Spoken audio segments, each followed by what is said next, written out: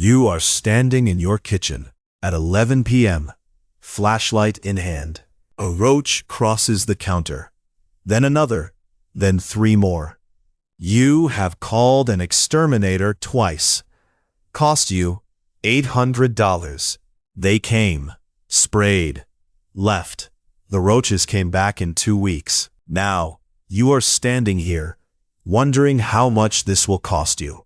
Here is what I need you to understand about that moment. You do not need to spend another cent on this problem. I have spent 23 years as an ecologist studying how insects survive. My grandmother kept her kitchen without a single pest for 60 years. She taught me that the most powerful tools are the cheapest ones. Today, I am going to show you how to kill roaches, ants, and mice with one $3 bottle. $3, 1 bottle, under 60 seconds per spray. By the end of this chapter, you will make your first batch. But I want you to know something before we start. Near the end, I am going to show you why exterminators do not advertise this. It is not what you think, and it changes everything. The roach on your counter is breathing through 16 tiny holes. They run along both sides of its body. We call them spiracles. Water cannot reach those holes because the roach's skin repels it. It is coated in wax, like a freshly polished car. Here is where the trick begins. You need 2 things from your bathroom. 3% hydrogen peroxide, the kind that costs 99 cents at any drugstore. And dish soap, the regular kind you wash plates with. Mix them together and something changes in that formula. The soap breaks the roach's water-repelling coat in under 10 seconds. Once that wax fails, the hydrogen peroxide floods those breathing holes. The roach suffocates from the inside, not in minutes, in seconds. I have timed this hundreds of times on my property. 60 seconds is the outer edge. Most die faster. But here is where most people fail, and I want you to avoid this. They spray and walk away. The spray only kills what it touches. Eggs hiding in the wall. Babies in the crack. They survive. That is why the real work comes next. That is when you foam the baseboards. That is when you find the colonies and trap them where they hide.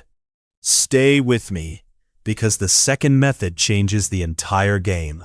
So you have sprayed the visible roaches, and they are gone, for now. But somewhere in your walls, the eggs are still hatching. The colonies you cannot see are still multiplying behind the baseboards. This is where spray alone fails, and where I reach for the hydrogen peroxide bottle again. I do not pour it into a sprayer this time. I pour it directly into the cracks where I know they are hiding. Turn your flashlight on the baseboard joint where the wall meets the floor. Look for the musty smell first. That is the pheromone marker. Dark specks clustered together mean roaches were here within the last week. Now, here is what most people miss during inspection. A crack that looks empty might hold 30 German cockroaches in the dark. Blatella germanica. They are so flat they slip into gaps no wider than a credit card. Watch what happens when I pour 3% hydrogen peroxide directly into that crack. The foaming starts instantly, violent and loud, inside the void. That foam is oxygen gas and water splitting apart from the peroxide molecules. The enzymes in their droppings, their shed skins, their frass, all organic, trigger the reaction. The foam is not just bubbles. It is a flush. It agitates the colony, forces them out of the harborage, into the open. Carpenter ants do the same thing. Their frass is wood shavings mixed with body parts. Mice leave trails of urine and nesting debris saturated with biological material. Pour peroxide into a baseboard crack with a mouse nest inside, and the reaction tells you exactly where the organic matter is hiding. This is the diagnostic part that exterminators do not teach you. The foam shows you the truth. No foam means no colony. The crack is clean. Foam means life in there. And now it is exposed and vulnerable. I always pour along the kitchen and bathroom baseboards first. Those are the warmest, dampest places. Cockroaches gravitate there like a compass to water. Pipe penetrations, gaps behind electrical outlets, corners where two walls meet. Each one a potential avenue into the colony. Pour slowly. Let the foam work for 30 seconds, then wipe the baseboard dry. This matters because hydrogen peroxide leaves no residue, which is both the strength and the weakness. The strength is that there is no chemical smell, no toxin lingering on surfaces your children touch. The weakness is that once it breaks down into water and oxygen, it is gone. It does not repel. It does not kill on contact 2 weeks later. This is why the foam inspection is only the beginning. You have flushed them out, and you have mapped where they live. But flushing is not finishing. Now comes the part that keeps the infestation from coming back. The long game. Now those baseboards are cleared and empty. And here is where patience becomes your tool. I soak cotton balls in standard 3% hydrogen peroxide.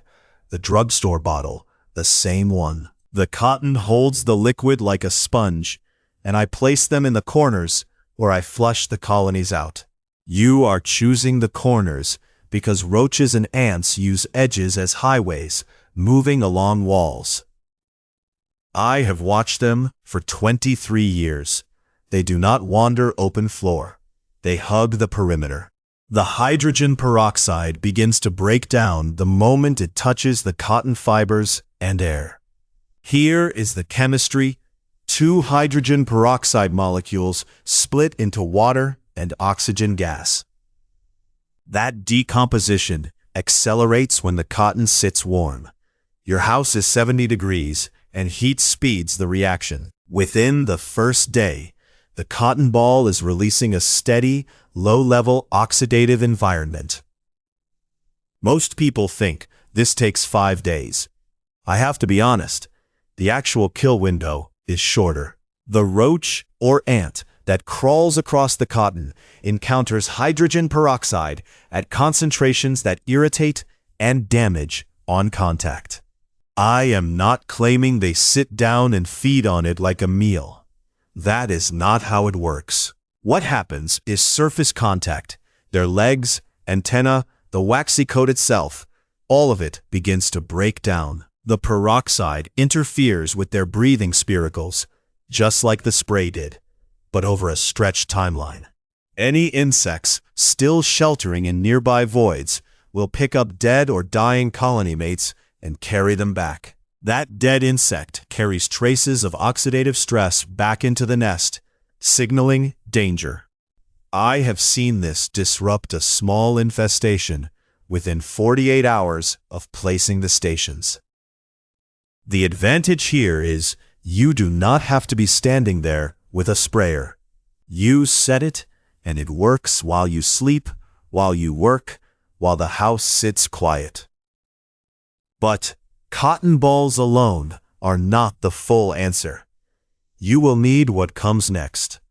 The entry points, the kitchen, the walls, the pipes, those are still highways open to new colonies.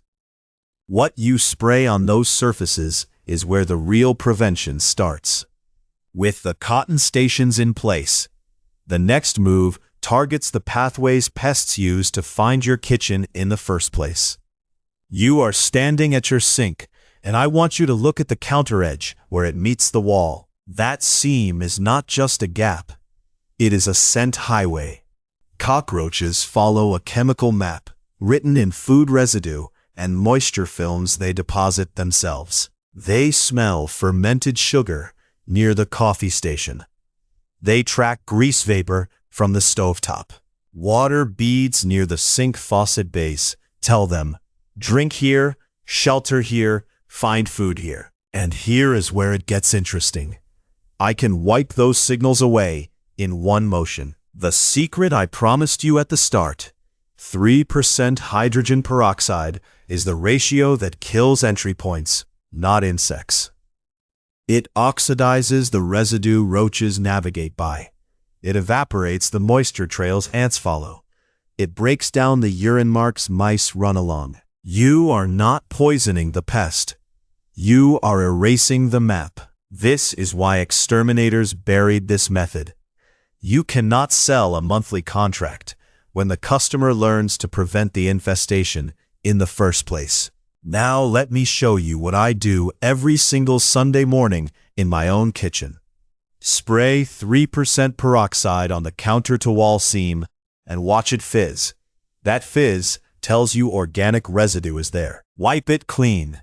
Do the same behind the refrigerator, under the toaster, around the sink base. The stove perimeter gets special attention.